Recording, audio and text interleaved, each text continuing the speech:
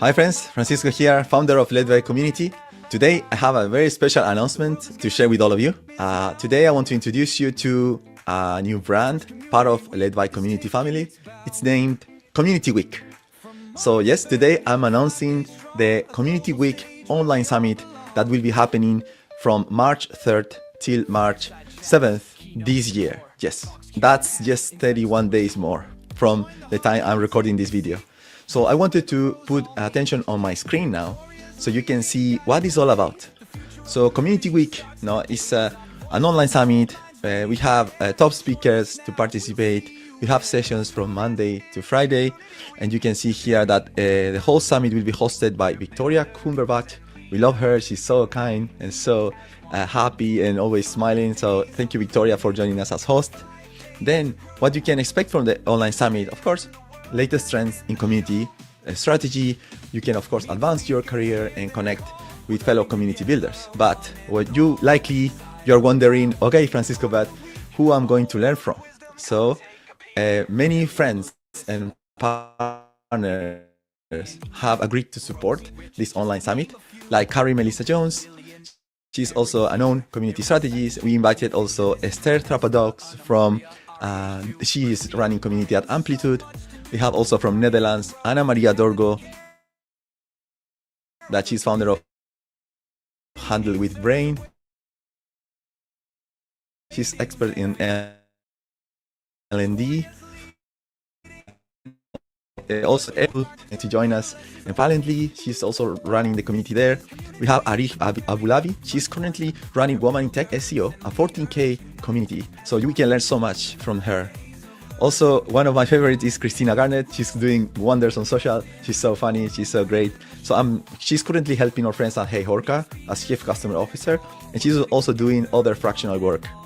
Local talent, Rosie Cherry. She's also lovely, and she's she's CEO of Ministry of Testing, but as well, she runs a community of practice named Rosieland. Ilker, she's ex-Google, and she has done great work at the Olympics. And he's currently co-founder with Todd Nilsson of TalentLed. Then we have Eric Martin, currently head of community at Midjourney, and we know that he's also leading the community club. Edjan Sante, he's a head of community at Persona, based in San Francisco. He's doing wonders using growth strategies and AI, and we are going to learn so much from them. Then we have from Culture Amp, Mario. He's also senior community manager there, doing beautiful stuff. Andy, he's leading ecosystem at Glide. Of course, we have also Brian Oblinger, that is founder of the Community Strategy Academy, and Richard Millington, that is founder of FeverB, both known consultants. Then what we have done for this online summit is something a bit special, because the focus was in connecting community builders, that we enabled a hub, access to the hub you can see on our website. So the whole event, the whole summit will be gated and happening into a private community. So let me show you how the hub looks like. You can see on the left, navigation, you can see the members, then we have agenda and events. Then you can see all the sessions listed right here. And let's say, oh, I want to attend Brian's. So you click Brian, and then you need just to confirm, yes, I'm going. That will send you a calendar invite and reminders to access the session right on time. And you can do the same with any of the sessions. Of course, I want to also participate in the networking, now that we are going to have every day at the end of the sessions. So you can also say, I'm going. After that, we have enabled a few spaces where you can actually come, say hello, share your intro. In that way, you can get to know and connect with other attendees. Of course, one space where I'm going to be sharing a few special announcements and things like that. In general, we want for you to connect. You can just see who are the members who join. If you want to connect with someone, you can just follow. If you get the follow back, you will be able to chat in DMs right away with them. Now you can see here your inbox and everything else in the mind feed. So, in short, because this video is not short at all, but I wanted to mostly give you a heads up on how the experience for this online summit will be. We have put our heart building this site, inviting speakers, and also creating this special hub where you are going to feel safe, learning from others, and also connecting with fellow community builders. We are looking forward to have you. This summit is free to join, so feel free to invite everyone in your team, everyone that you feel can get benefits out of this online summit. So the Community Week Online Summit is here. I hope you enjoy it. Of course, I did a song for this project, and I'm hoping you'll enjoy it. See you inside the hub. Bye-bye.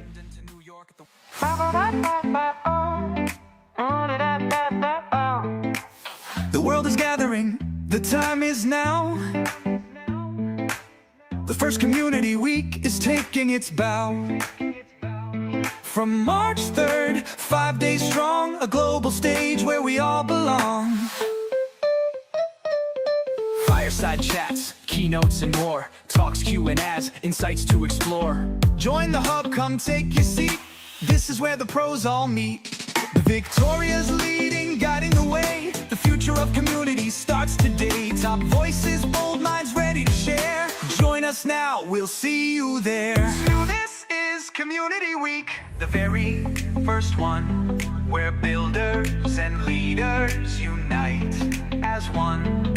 5 days of learning, 5 days to grow. The best in the world, now you're in the show. Meet the speakers, hear their call. We're learning together, one and all. Sign up now, be part of the week. A whole world of wisdom, come take a peek. Carrie, Melissa, Andy too, Rosie, Richard, just to name a few. Ilka, Jillian, Eric's here. Their insights shaping the future this year. Esther, Anna Maria, Ariage too. Christina, Brian, so much to do. From marketing growth to talent and care, all the community answers awaiting there. Victoria's leading, guiding the way. The first Community Week starts today. Talks, networking, lessons so bright. The future is here, step into the light. This is Community Week, the very first one, where builders and leaders unite as one. 5 days of learning, 5 days to grow. The best in the world, now you're in the show. Meet the speakers, hear their call. We're learning together, one and all. Sign up now, be part of the week. A whole world of wisdom, come take a peek. Every session, every voice, every question, make your choice. From London to New York, the world's in tune. Community Week, it's coming soon. This is your moment, this is your space. Come find your people, come take your place. The first of many, the future is bright. Let's build together, step into the light. The time is here. 5 days of magic once a year. From talks to connections, from learning to fun. The first Community Week, it's just begun.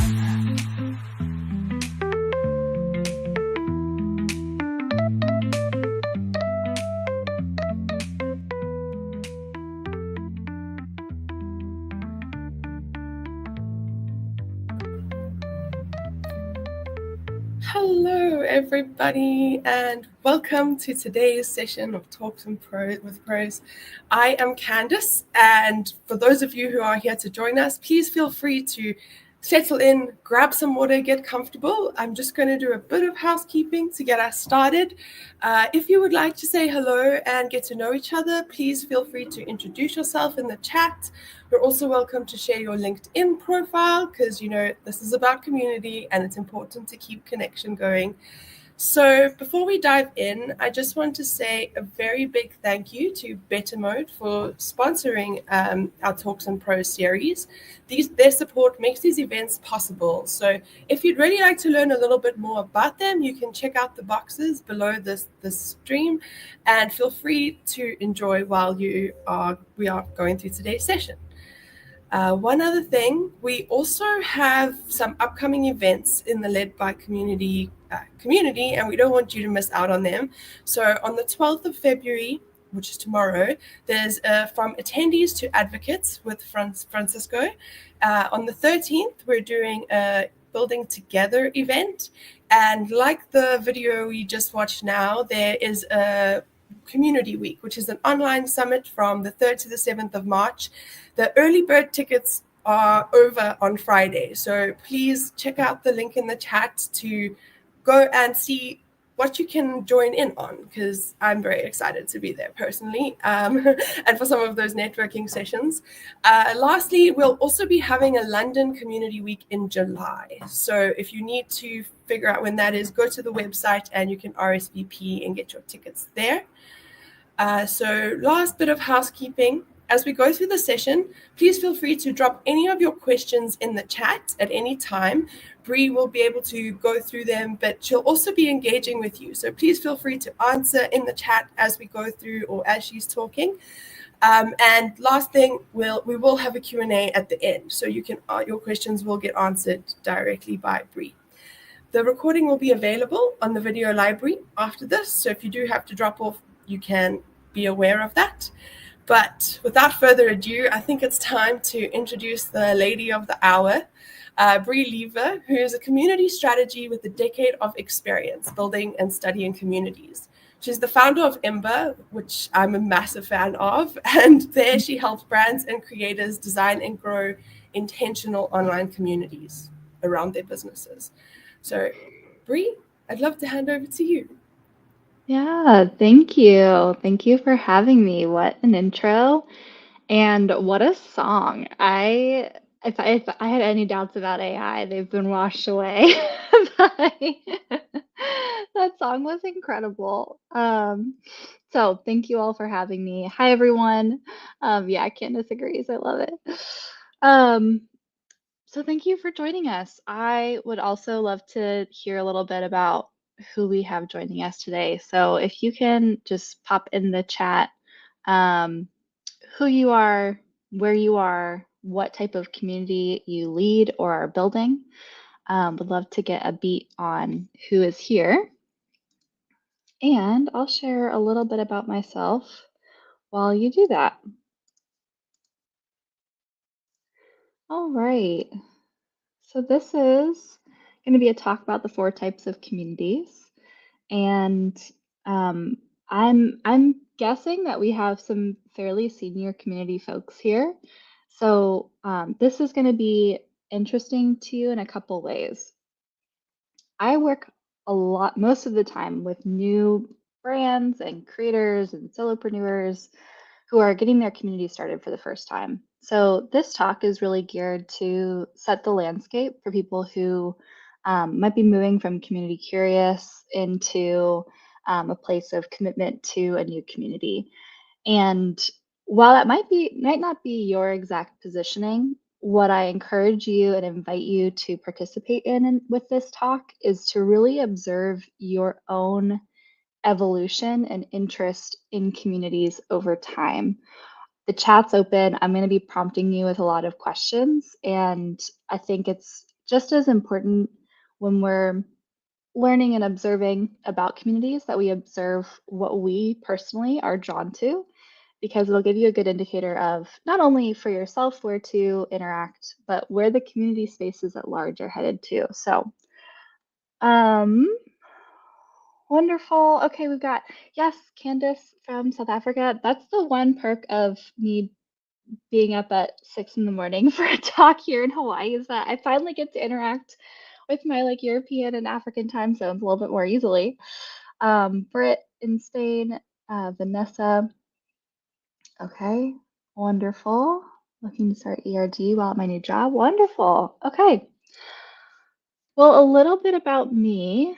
I'm a community strategist and the founder at Ember. Like Candace mentioned, I'm a dog and plant mom, and I have a great partner who is now my fiance. We're getting married in August. Here in Hawaii, I love to surf and dive, and I'm a big birder. And I help consultants, coaches, and community creators launch and grow profitable and purposeful community-powered businesses. So a little bit of my own story. I created a community of brand ambassadors that scaled into a multi-million-dollar revenue stream and primary growth driver for a social enterprise in Portland, Oregon. I did that for 6 years, and then I started consulting, building communities for brands and organizations. And now I've transitioned into the paid side of the community world, working with consultants, coaches, and creators. So I've built probably somewhere upwards of 40 to 50 communities and helped them launch, and dissected about 40 more through my series, Community Dissection Online. So it's when you have that volume, it's really interesting to watch the trends emerge. And this talk is really an emergence of those trends that I've seen in the community spaces. Just checking back in. Eduardo from Brazil, Brandon from New York City. Digital gaming. Okay, wonderful. Thank you all for being here. I'm glad to see the crowd, such a global crowd. All right, here's where we're headed today. So we're going to start with defining community, just to get us on the same page. I'm not going to belabor that point because you all speak the language, which is great. We're going to work through the 4 types of communities. And the things that we're not going to get to today are factors to consider and how to test. We just don't have enough time. This is part of a greater talk that I give, and we can link to the free masterclass if you want to work through all of it. But I am going to talk about where to get support. And you guys are all in good hands being here in the Led by Community.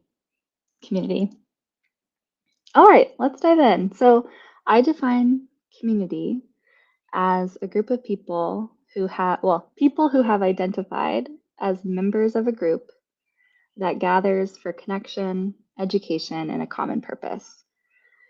It's a simple definition, but the 2 main boundaries around this definition that help differentiate it from being confused with something like an audience is, number 1, the container for connection, education, and a common purpose.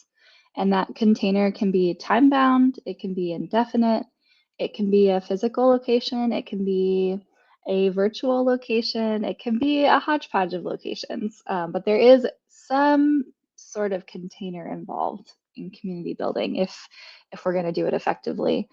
And the second boundary is around the identity that people have as a part of that group.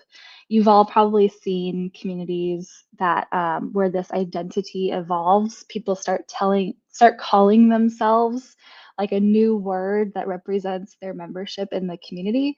And that's when you know you're on the right track. Wonderful. Yeah, that's right. Candace, make sure you add your LinkedIn link in the chat, and then people can see it and connect after this session too. Chet, thanks for sharing. Okay, great. Chet, you're in the right place. This will be such a good talk for you to kind of get the full scope of the space. All right, let's proceed. A little bit of what community is not: an audience, social media. If you've had a job in the community spaces for 2 seconds, you know how frustrating it is to see all the community management roles that are actually social media marketing roles. And while an audience can certainly support your community and your community strategy, it's not the same thing as gathering and creating a community. Your following is not the same. And I also wanted to differentiate between singular communal experiences and a community, right? So just because you have a forum doesn't mean that your members have an identity as a part of the group. Just because you're doing a webinar series doesn't mean that there's really any connection that's been created in a communal experience. So I'm not trying to, what's not important here is to be like, well, that's a community and that's not a community. And I'm not trying to create absolutism here, but I think the more that we are able to clearly define the container and the boundaries around our community, the easier it's going to be to facilitate belonging between your members, and the easier it's going to be for your members to understand what is actually happening here and be signaled that this is the right place for them to join. All right, and last thing I'll say about this: while social media builds an audience of followers, community builds a home for your members. All right. let's proceed. Hi, Hillary from Kansas City. Okay, SaaS company. Wonderful. So lovely to meet everyone. Okay, let's proceed to the 4 types of communities. And I can already like hear it happening in your brain in the background. If you're coming from or lead a very mature community, you're going to have your community might have elements and programs of all 4 of these types of communities. So again, the intention for this talk is to especially focus on when you're just beginning a community. My recommendation is to find which one of the 4 types you and your business align with the most and start pretty securely with that one type. Because when you're just starting out, it's so difficult to know what to focus on. We've got so many different ideas, so many different priorities. If you're at a company, they probably have a lot of ideas for you to execute.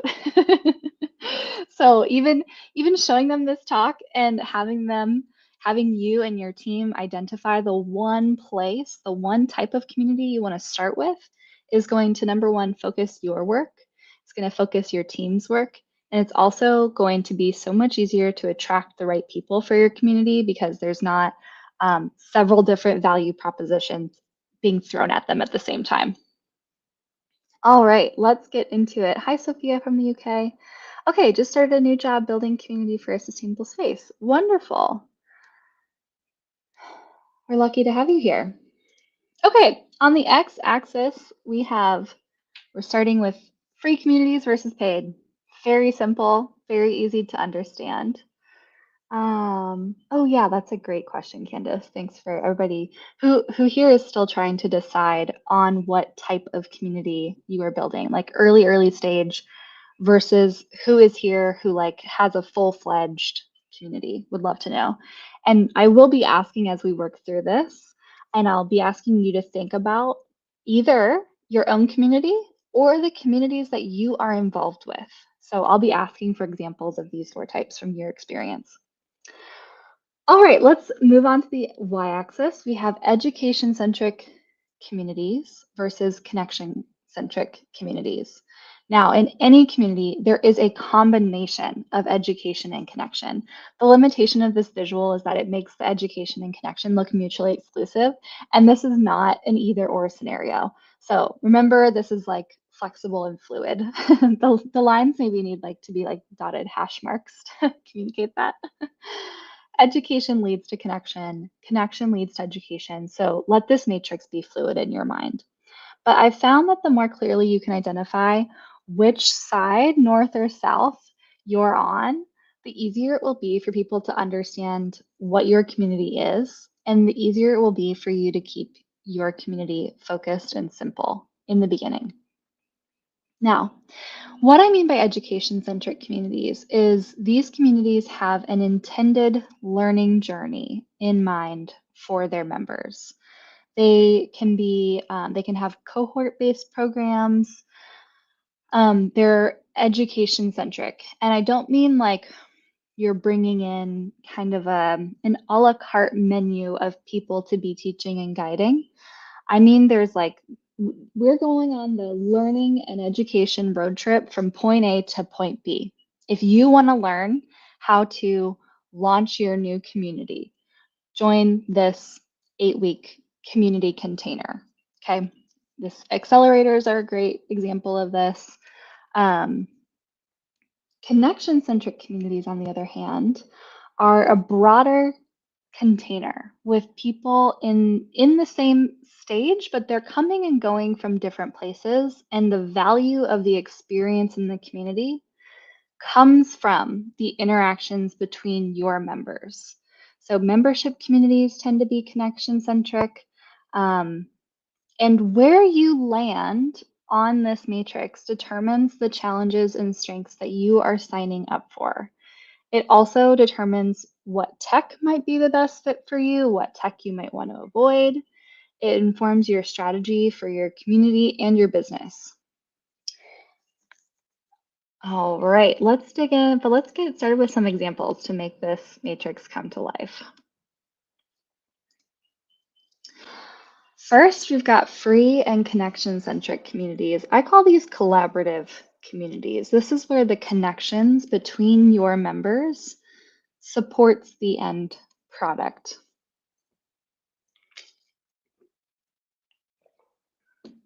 A few examples of these types of communities. Is anybody here in the community club or the CMX community or talk-based community? A lot of the free communities in the community space tend to be connection centric. And my hunch is because community people know how to do connection really well. It works really, really well when it's a community space. Those people just usually want to be connected to each other. I run a social club. Okay, wonderful. Yep, social club. This is where, and God help us all, this is where like primarily the Facebook groups lived for the first like iteration of online community building. If any brand had a Facebook group, it was here in the free connection-centric space. A digital community and in-person community, which at times overlap and at times don't.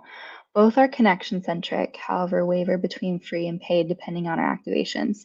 Brandon, that's great. Thanks for that insight. That's super helpful to hear. I'm excited to, as I explain these more, if other insights unfold for you, please feel free to share in the chat. A couple of my favorite communities here, the collaborative communities. Are you guys familiar with the Lego Ideas community? Let me know in the chat. This is a community, it's like a product, it like very clearly this community supports their product department. Yeah, me too, Candace. I did a community dissection episode. If you're not familiar with this community, just Google like Lego Ideas community dissection and it'll pop up. But basically people, average customers submit CAD designs for future Lego sets that they want to see come to life. So you've got your like Taylor Swift Eras Tour Lego sets, and people are all like proposing which Lego set should come into production. And then everybody else in the community is upvoting the ones that they want to see. And it is like feverish, like the fever for the Lego sets being and having your Lego set selected is there's some hype in there. So it's a really fun community. Brandon, I think you'll resonate with this structure of this community. So Tech Ladies is another great example. They started as like a free connection-centric community, helping women in tech get connected to job opportunities. And since launching, they've introduced a paid like membership model as well. But they also got acquired. So they're a great example of a connection-centric community. Chamber of Commerce is another example. A lot of alumni communities will be in this collaborative community space. Maybe you're a part of your college alumni community. But let me know in the chat any other collaborative communities that come to your mind. I'd love to hear them.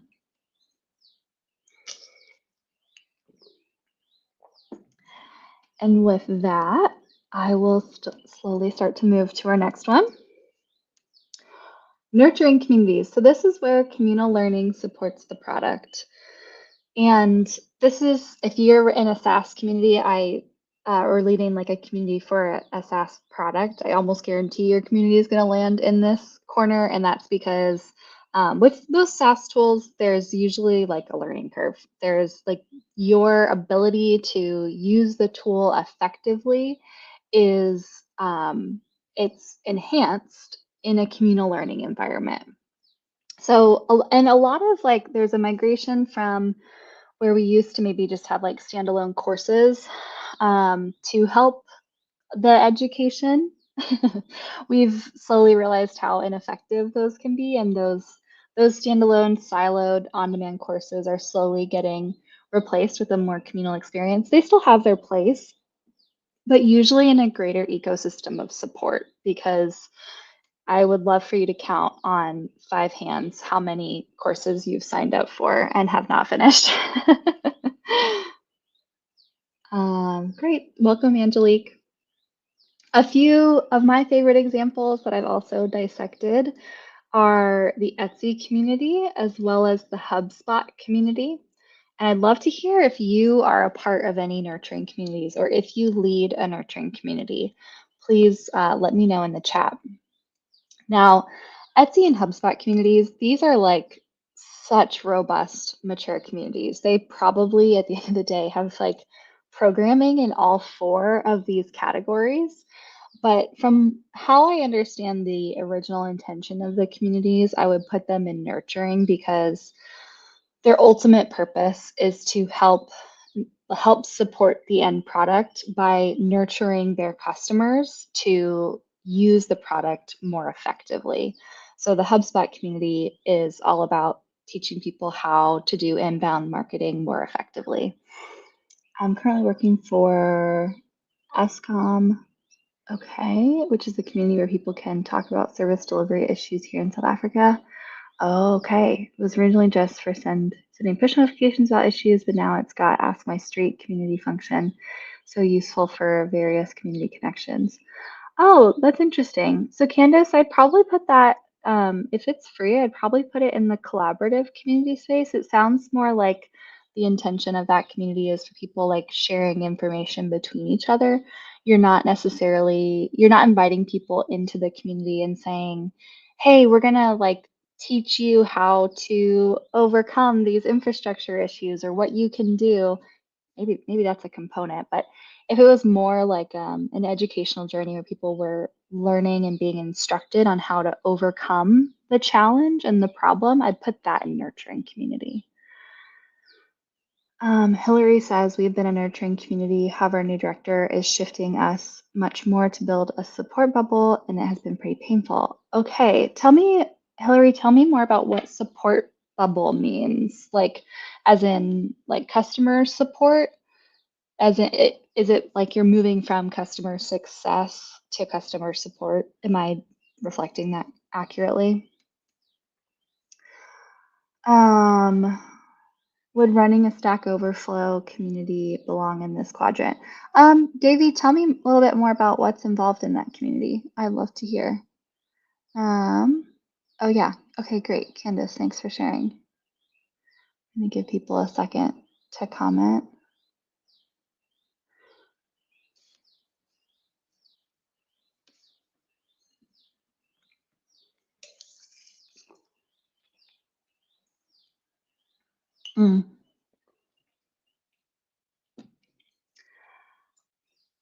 Awesome, thanks, Francisco.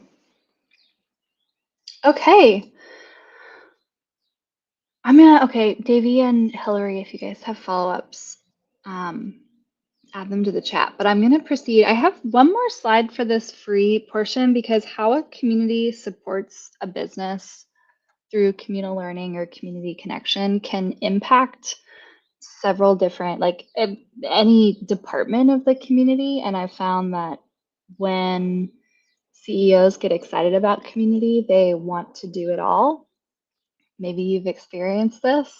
And especially in the beginning, it's really important to focus your energy on like the main purpose of the community and the main like department, for lack of a better word, that you want the community to support in the business. Yeah, Sophia, absolutely. It's totally possible to have a community that overlaps in both. Mature communities absolutely will. What I've found is that when starting out, however, it's usually helpful to identify just one space that you're beginning with. All right. This is another just like taking what's on the free side, the nurturing and collaborative communities, and showing how those communities can support the business. So under product, support, sales, marketing, customer success. And Hillary, if I understand your issue correctly, it's that maybe you started more in customer success with a nurturing community, and now your director is pushing, is pushing for more support, and they're transitioning from here to here, which is so tough. I also support communities are just like not my favorite, to be totally frank. They don't really feel like a community to me. They just feel like a support forum, which is fine, but I'm not gonna like identify. It's just not very compelling. It's not like a group that I want to be a part of. It's like a place I want to come to get somebody to answer my question. All right, just wanted to show you that briefly. So let's continue in the 4 types of communities. So next we have transformative communities. This is where communal learning is the product. Now, the pros of these communities, these transformative communities, oh, okay, Hillary, we no longer are supporting the other departments in our company. It feels very counterintuitive and it isn't going well so far. Yeah, Hillary, I understand. That's really tough. Especially yeah, especially when it's a top-down approach. I do have an interesting episode of Dear Bri is my podcast, and it's an advice column for community conundrums, fiascos, and drama. And episode 2 with Marie Schott is I'd encourage you to listen to it. The letter was about a scenario where there's like this top-down shift in the organization and the community is having to pivot. And she approached that conundrum with such finesse and grace and strategy. It was incredible. So take a look at that episode. I think you might. It was a different like topic and question, but I think the spirit of it will speak to your issue. Okay. Transformative communities. So the pros of these communities, they're easier to message and attract the right members because there's a very clear outcome and transformation that is occurring in these communities. It's also easier to get these members to adopt new technology. So for transformative communities, it's like saying, hey, we're all going to go on this learning road trip from point A to point B. We're going to be traveling in a bus. That is our vehicle. And if you don't like the vehicle, you can walk, but we're all going to be doing it. So it's kind of the easiest place to introduce new technology if you're like, we're testing out this new all-in-one community platform. Like people are more willing to overcome some of the friction and challenges that might come with new technology because they have a compelling transformation that they are seeking. And you can ask for and require a little bit more trust from your members to help get them there. This is a sweet spot for me. I love these communities. This is a huge trend for course creators that are moving from their standalone education to this community model. They're like pivoting into this space. This is also where you'll find a lot of like cohort-based programs. The cons of this are it can be hard to find new members in this model because especially if that road trip is all starting at the same time, the energy that's required to like essentially relaunch your community with every cohort can be a lot of work. The other con of this community design is that it can be difficult to get your members to connect. So when they're coming to learn something from you, to undergo a specific transformation, you have to be so explicit and just a broken record when it comes to reiterating how critical their connections to other members is in facilitating their learning journey.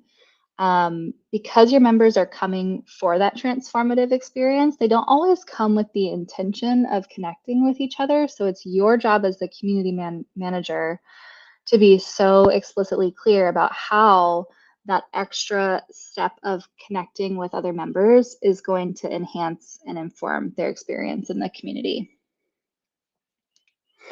Some examples of these communities, we have the Upside community membership, which is for corporate consultants. Also, if anybody has participated in any of Seth Godin's workshops, I did Alt MBA years ago. There's the marketing seminar, podcasting seminar. I just think Seth Godin, I know he's the marketing guy, but he really is the original community guy in my book. So I'd love to know if there's any examples communities that you've been a part of. A lot of like personal and professional development might fit in this category, like a boot camp, an accelerator, a decelerator, retreats, conferences. Some conferences can be maybe more connection centric, but I'd love to hear any that resonate with you. Yeah, product and marketing growth. Yeah, absolutely, Candace. All right, share your examples in the chat and I'm going to proceed. Finally, we have networking communities. And this is where your connections between your members is the product. It's what people are paying to have access to. So if a transformative community is like that road trip that I talked about from going from A to B, the networking community is like a web of serendipitous connections that is spread across a city's transportation infrastructure. So some of the pros for this type of community, members join with the intention to connect. So usually it's easier to get engagement flowing in these communities. These communities have, frankly, stronger bonds and stronger foundations than transformative communities. The value is based on those interactions between members, and it's not requiring you or the community leader or the guide to be constantly facilitating more transformative experiences. You can really, it's a lot less lift once your members have the habituated and normative behaviors of how to connect with each other in meaningful ways. Now, the cons are humans are real dummies, and we just need to be taught how to speak to each other and interact with each other in ways that are meaningful, and we take it for granted. And so many community builders who start in this networking community space especially just make the assumption that people are going to know how to interact with each other in ways that are meaningful, and you can't make that assumption if you're starting in this quadrant.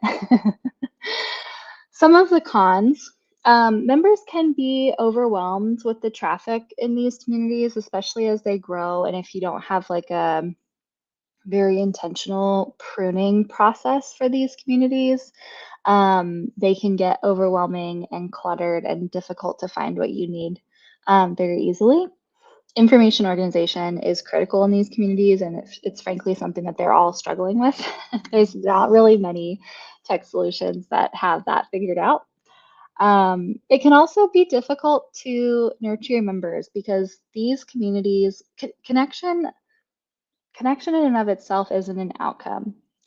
It's a vessel to some other outcome. So when you're working with connection-centric communities, you have to do the work on the back end to understand what is the outcome that the connection is leading to. Maybe it's expand your network. Maybe it's find a new friend. Maybe it's like practice alongside of someone. But whatever it is, you have to do the work up front. And I challenge you, if you do have a connection-centric community, to use the word connection as little as possible in your marketing, because it's just not specific enough to the outcome and people don't know what it means. So that's the tricky part. I would put led by community here under networking communities. It's a membership space. You join to connect with other community professionals. There's clearly some very intentional programs that are education centric to guide you in your learning journey of community building. But I would say that the foundation of led by community rests here in networking communities. But Candace, Paula, and Francisco, let me know if I'm off on that. Another one of my favorite communities for networking communities is called Old Girls Club. And it's a fabulous community for women, working women. And then another one is called Porch, and it's a community for immigrant entrepreneurs in Canada and in the US. And they have a really amazing, vibrant, supportive community. I did a community dissection episode with them. All right, and I'd love to know, are you a part of any networking communities, any connection-centric paid communities? I would love to hear if you are engaged with or perhaps lead a community like this. Yeah, okay, great. That's great to know, Candace. Okay, so where does this leave us? If you are just starting out, this is a great time for you to discern where might you begin? What type of community are you starting with? If you have a more mature community, you might identify where your community began and where it is evolving into. You might also notice what are the types of communities that you yourself are attracted to. And has this changed? Because I've seen my own trends. I've seen a lot of a certain subset of free communities migrating into paid models. I've also seen, at least in the creator spaces, people being hungry to move from teacher or educator or guide, and they're eager to move into a role of facilitator and connector. And so there's this like interesting migration from education centric to connection centric. Doesn't mean that education centric is going away anytime soon, but I've just noticed a lot of people being eager to like personally make that transformation. Still struggling with nurturing and collaborative. Can there be a mix, like an employee resource group? Yeah, Vanessa, totally. So there can always be fluidity between these. Don't get too caught up in it needing to be like squarely in one. I would ask, like, for if it's a nurturing community, usually there's like a person who is creating that learning journey. So they are teaching, instructing, educating people, either one person or like a small group of people who are guiding that learning journey. If it's a pretty open container where your members or your employees are simply interacting and being prompted to share in ways that create value for the group, I put that more in collaborative community. But yeah, it's a great insight. Thanks, Vanessa. All right, with that, I'll be open for questions. I know I answered a lot of questions as we went through, so but that's what we've got for today. Thanks so much, Bri. I really love a really good diagram that makes it easy to visualize and like map something onto. So thank you so much for sharing that. I want to encourage everyone who's here, please put any of your questions in the chat. But we did get some offline questions that I figure I can ask you in the meantime while we wait for those, if you don't mind. Yeah. So Bri, many businesses and creators like want to build a community, but they struggle to make it like sustainable. So from your experience, what's the biggest mistake people make when they're launching a community, and how can they avoid it? Yeah, they try to launch multiple communities. That's the biggest mistake, and it's very apropos to this talk. So that's exactly what I mean is like pick the type of community that you want to start with and focus your energy there, like to create an education centric and connection centric space, like to create like a, and we're going to do, and people do this all the time. They come to me and they're like, okay, so we're going to do like a 12-week program that we're going to launch 16 times a year. And then they're also going to go into like their membership where they like, everybody's sharing all of the time. I'm like, yeah, sure they are. It's going to be great. Sounds like a lot of work. Yeah, I'm like, I don't think you understand, like, because the assumption is like people know how to talk to each other. That's like the number one assumption that people make, and it's just not true. You have to teach them.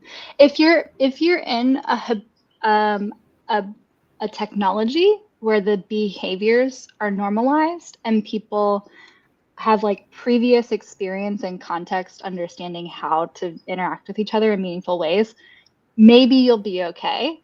But for the vast majority of communities, we have to teach people how to talk to each other. So we make that assumption and we assume we can do both. And really, like, it's you're starting two different communities when you do like both a full-on educational journey and like a membership container. So just pick one. And especially if you're worried about like the lift, like I've tested this with my own community. Like I started in an education centric model and it was too heavy. I was like, I don't have the capacity to do this over and over again. I was like, I needed something that was lighter for my business, so I really totally switched my model to the networking community, and it's been amazing. It's been so good for me, for my business, for the people who are gathering there. It's much more sustainable. Um, okay, I don't think. Oh, thanks, Peter. Um, yeah, thanks, Vanessa. That was a great question, So Candace. Did I answer it for you? yes, yes. And it sounds like they can avoid it by just picking one and getting that right off the bat before making it more complicated. Yes, absolutely. And the If step in this presentation, which we didn't get to today, was the how to test each of these types. And the quick and dirty TLDR of that is like test an event that like is a micro version of whichever category, whichever type of community you are anticipating. Do a test with an event series, that will you'll know immediately if the event's working or not. You'll know immediately if people like resonated with it because they will or they won't show up. So that's why I love events. They're just like they're do or die. quick feedback loop as well. Yes, exactly, exactly. Thanks, Amazing. Sophia. Well, it looks like we have a question from Justino. How would you recommend structuring an education and connection based community in terms of pricing? Previously, I'd been working one on one with clients, creating done for you courses and learning communities. Yeah, that's a great question. Um, so this is a question about like picking the pricing for your community. That's like the direction I'm going. So the way I like to approach pricing, just is from three angles. The first is understanding the competitor landscape and what your members will realistically be comparing your community offer to. So I like to look at like this doesn't need to send us into a competitor spiral. So you have to like kind of control your mindset. If it's not your baby, then you'll be okay. But for people like me, it's this is like a tender thing. But you'll start with just like three competitors. Just map out what's their pricing, what's their frequency, and what's the value? What are you getting from the experience? And just use that to understand like where are you positioning your offer in contrast to theirs? How is it different? That's the first step. The second step is understanding realistically what does this community need to do in order for it to be worth your time. Most of the time when we're starting communities, we're acknowledging that the value of this community is going to come long term. We're not going to see an immediate huge return on investment. Paid communities are a little bit easier to see that return. But we still know that like it's going to take time to develop. So you need to decide, and your team needs to decide, like what's the absolute minimum that you're willing to do this for, and long term, like what does this community need to be generating for the business? Now that can be revenue. That can also community can provide value to your business, even a paid community, in a lot of other ways as well.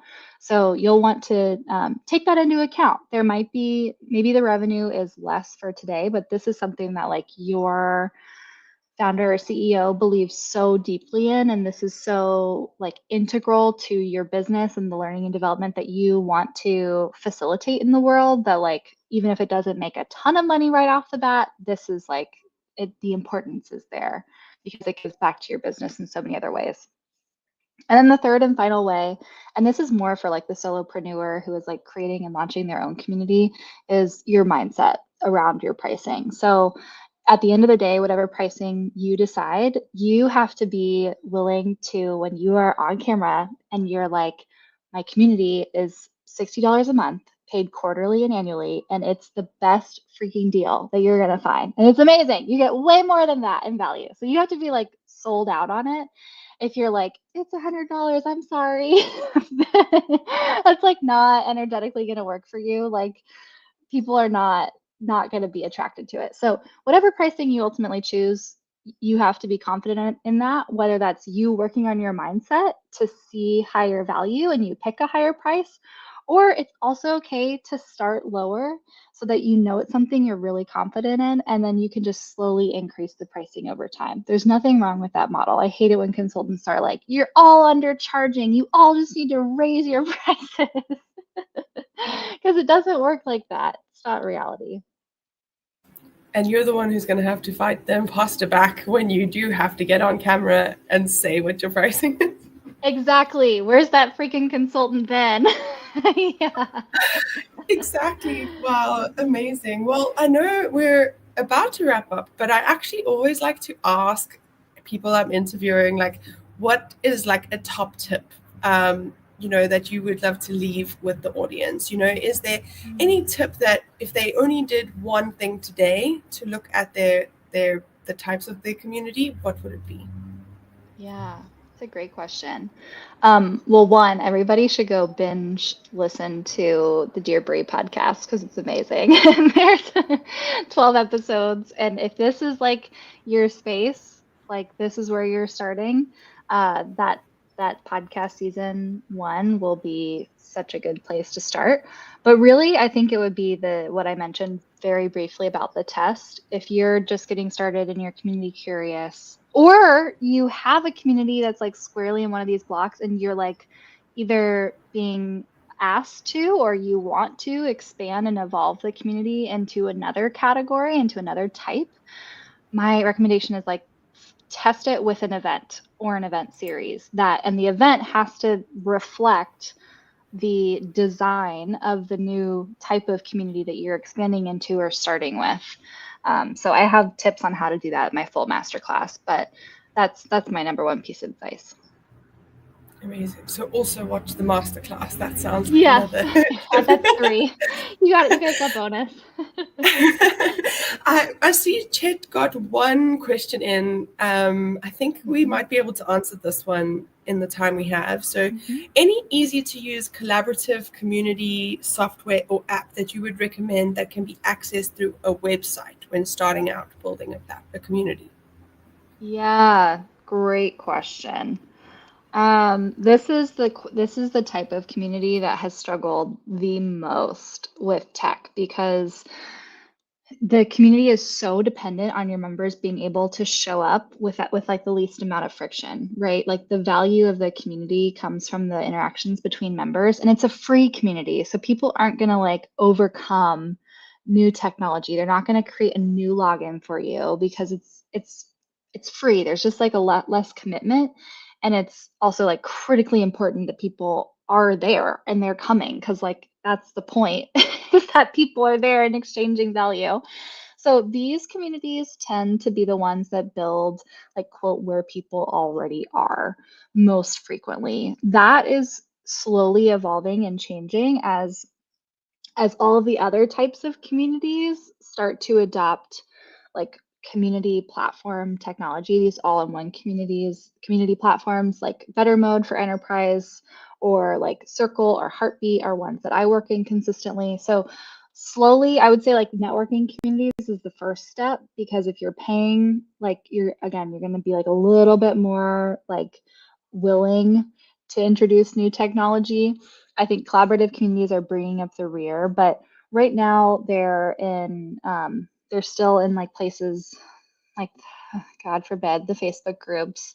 Slack communities, I would say, is like Slack is like the next place, but it's just not like a sustainable financial model. Actually, I have a really great Dear Bri podcast episode about building on Slack that does like a deep dive into this with Noelle Flowers. Definitely listen to that one. I would say, as far as community platforms go, and this is surprising to me, the one that I think collaborative communities have the best potential for, assuming that they can kind of get their shit together, is the school platform, which sounds so silly, and I will say it only because I've created a video that like absolutely ripped them apart. Here's why. I think actually they have the fastest, easiest product to use, which is they also have like this really toxic broy culture. And if they can like put a lid on that, I think it actually could become like one of the best spaces for collaborative communities.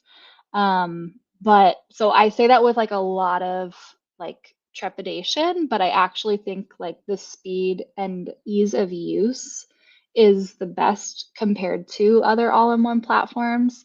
But go check out my YouTube video where I compare School to Circle and like really give them a good licking. That was personally one of my favorites that you've done. Well, thank you so much for your time today, Bri, and for sharing all this really amazing insights. I can see everyone in the chat is very grateful and saying thank you as well. If everyone can give Bri a virtual round of applause. I don't know if we have that functionality here, but thank you so much. We're also going to share your LinkedIn in the chat again if anyone would like to connect with you there. And then just a final reminder to everyone before we log off, if you're not yet in the Led by Community space, we're going to share the membership link with you here as well. And don't forget to register for all of our upcoming events. We're also going to share the event calendar with you here if you want to check out who's coming to talk to us next. And that is all from me. Thank you so much, Bri. It was such a great talk. Thanks, Candace. Thanks for having me. Thanks, everybody. I hope you have a great evening and day for you, Bri, so early in the morning. Thank you. Thanks, everybody.